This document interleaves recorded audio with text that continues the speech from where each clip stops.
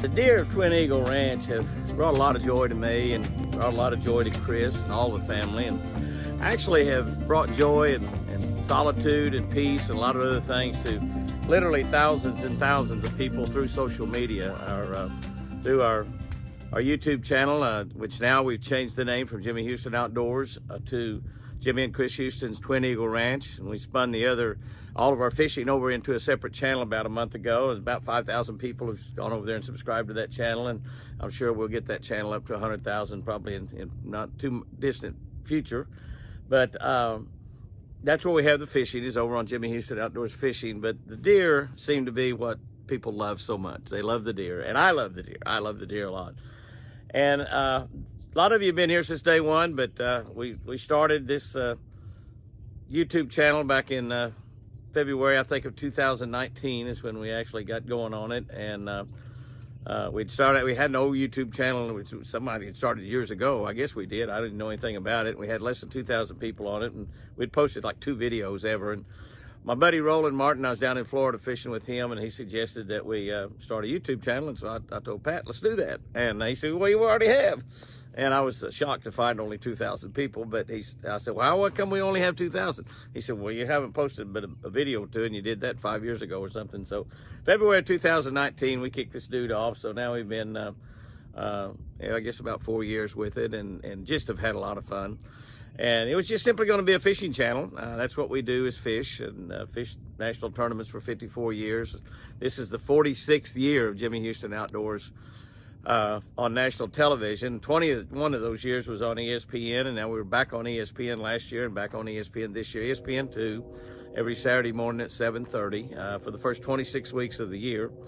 And we're still filming 26 television shows, one of the few outdoor programs that does 26 shows and not 13. And we've been doing that for a lot of years, 46 years we've been doing Jimmy Houston Outdoors. But what really changed everything we were doing was a little baby deer that named Lucy. And Lucy became America's deer. And I know there's several other deer probably can claim it as America's deer, and you can only be America's deer probably while you're alive, but Lucy's legacy seems to live on. And Lucy was an abandoned fawn, and we have rescued in our lifetime a couple, 2 or 3 deer, but really not many. We're not really into that at all. We're so busy, and really don't have time to fool with deer. Don't have time to fool with deer now, but we still do anyway. But I was actually doing a charity tournament that we do with a couple buddies of mine, Bill Dance and Roland Martin. And we do that tournament in Nashville, and the pandemic wiped that tournament out. We haven't done it since the pandemic. We've done it 3 or 4 years in a row before that, and would continue to do it had the pandemic not happened.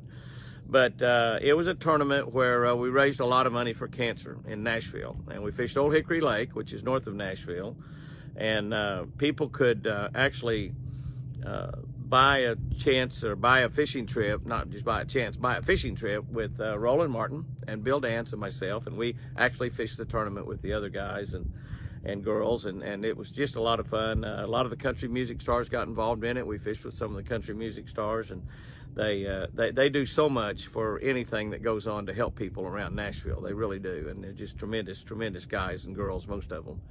And so I was over there fishing that tournament, and I'd left the tournament that afternoon about 2 or 3 o'clock, where the weigh-in was over and everything, and we'd eaten and given away all the trophies and prizes and money, and I decided to head on back. And Chris said, don't you dare drive all the way back home. And I said, oh, I won't, baby, don't worry about it. And so she was taking the grandkids. She'd had the grandkids over here for 3 or 4 days. She was taking them back. This was in June, and I think maybe the first Saturday in June, and she was taking them back to meet their mom and dad, and halfway. We live 200 miles from the kids, and so a lot of times we meet halfway, 100 miles, basically halfway, roughly. And she was taking them back, and I was driving back from Nashville, pulling my boat, and she called me about 10 or 10:30, and she said, Jimmy, I got a problem. And I knew she was taking the kids back because I'd been talking to her. And I said, what's the problem, babe? And I said, you didn't have a wreck, did you? And she said, oh, no, I'm fine. I'm at home. And I said, well, what happened? The house not burned down or anything? She said, no. She said, I've got a baby deer here in the front yard. And I said, well, we have deer in the yard a lot. That's not a big deal. She said, no, this is a little bitty baby, just barely, probably been born today or yesterday.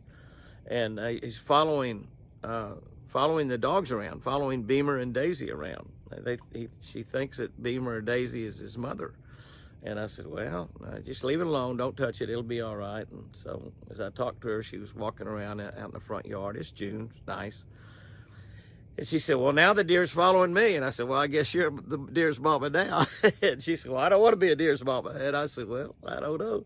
And I said, have you picked it up and handled it any? And she said, no, I haven't. I said, if you just leave it alone, its mama will probably come back and get it. Maybe when you drove up there, maybe the dogs were probably in the house and the deer was out in the yard, and maybe it was just born there in the yard, and his mama will come back and get it probably. And she said, okay. So she left it in the yard, and I got home. I drove all the way home, got home about 5 o'clock in the morning, I guess it was, and I woke up I went straight to bed and woke up about 8 or 8:30 or 9 o'clock, and Chris, I got up, Chris was gone, and she had left me a note saying that she had gone to town to buy some groceries and stuff and would be back shortly. And so I thought about that deer, and I thought, well, I'll go out and look and see if that baby deer is outside anywhere. And I don't know if I called and asked Chris if she'd seen the baby deer or not, but anyway, I went out and walked around a little bit. I just love to walk around this lake and the woods and everything, and so I got out and walked around a little bit, and I looked into all the shrubs. Chris told me that the deer had laid down around the shrubs in the front of the house, on the other side of the house. And so I looked in through all those shrubs, and there was no deer there. And so I thought, well, I guess the mama come back and got that baby deer. So that's good. I didn't really think much about it. Was walking around down on the bank of the lake, and I looked up by this old dead tree that's right here. Old dead tree that gotta fall sometimes. He's been dead for years. And I get up there, and I look, and right there, laying in the sunlight, is quit. Manelli's tried to chew on my tennis shoes, and don't let her do that. But there was that baby deer curled up by that tree, and the sun shining down on it, and she just looked up at me and never moved. And I thought, oh my gosh, if you've been here since yesterday and you hadn't had anything to eat. And so I called Chris and told her to get some formula. They make a formula that's for goats and baby deer and baby elk and stuff. That's got all the right kind of stuff in it, and they can get by fine on it. And so I told Chris, I said, well, your baby deer's still here. I said, I've got it. And I put Lucy in a box, and I named her Lucky Lucy because she's so lucky that to still be alive, really. And it was the next day. She hadn't had anything to eat since the day before. It was about noon by the time Chris got home from town with that, and we fed her and started keeping her. And that was the start of what has turned in the Twin Eagle herd, or Lucy's herd, we call it. And we took care of Lucy. Lucy became like we call her a Labrador. A Labrador is what we called her, because she followed me around like a dog. She went in the boat with me. She would, if I was out there fishing and she was up here on the bank, she'd swim out to me in the boat. She just became a pet, and in the process, she became America's pet. And she had a tough time. I mean, she had a lot of things go really, really bad. And when I was down in Guatemala sailfishing, doing some sailfishing shows down there, Lucy disappeared and was gone. And I kept asking Chris when I called her at night, how's my deer? And she changed the subject and wouldn't ever answer me. And about the second or third night, I said, how's my deer? And she said, Lucy left. She ran away. And I said, Lucy didn't run away. My deer would not run away. Something's happened to Lucy. And she said, well, I haven't seen her in 2 days. And so I was just heartbroken. I just knew that a coyote or a bobcat had caught Lucy. She's just a baby. And she was, 3 or 4 months old by then. So I was just heartbroken. And about an hour and a half later, Chris called me and she said, guess what? Lucy came in the house. I said, are you serious? She said, yeah, she's all cut up and scratched up. Her nose is broken. And I said, well, something's got a hold of her. And she sent me a picture of her, and it looked like probably a bobcat had grabbed a hold of her head, which is what they do. And then the deer spin around. trying to get rid of that bobcat hanging on it, and the bobcat just hangs on, and it makes them dizzy, and they fall down. When they fall down, then he grabs them by the throat and kills them. And bobcats are lethal killers of deer. They're pretty good sized animals. They're not really a little, you think of a house cat size, they're not. They're really big animals, and they can take down a full-grown deer, and fawns do not have a chance against them. Just do not have a chance. If they catch them, they kill them basically almost 100% of the time.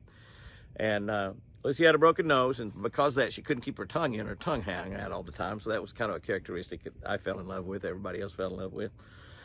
Lucy had never stayed in the house, but she'd been in the house a lot, but we never ever let her sleep in there. Hard to housebreak a deer. But Chris said that Lucy went in, laid down by her bed and mine, and laid down on my side and went to sleep. And Chris said I just had a heart to put her outside, so she kept her inside that night. Lucy made it through that. She had that broken nose, had a little crooked nose all her life, let that tongue hung out, and just cute as a bug. And she just was great. We just babied her and took care of her, and just like the world would end if we lost that little deer.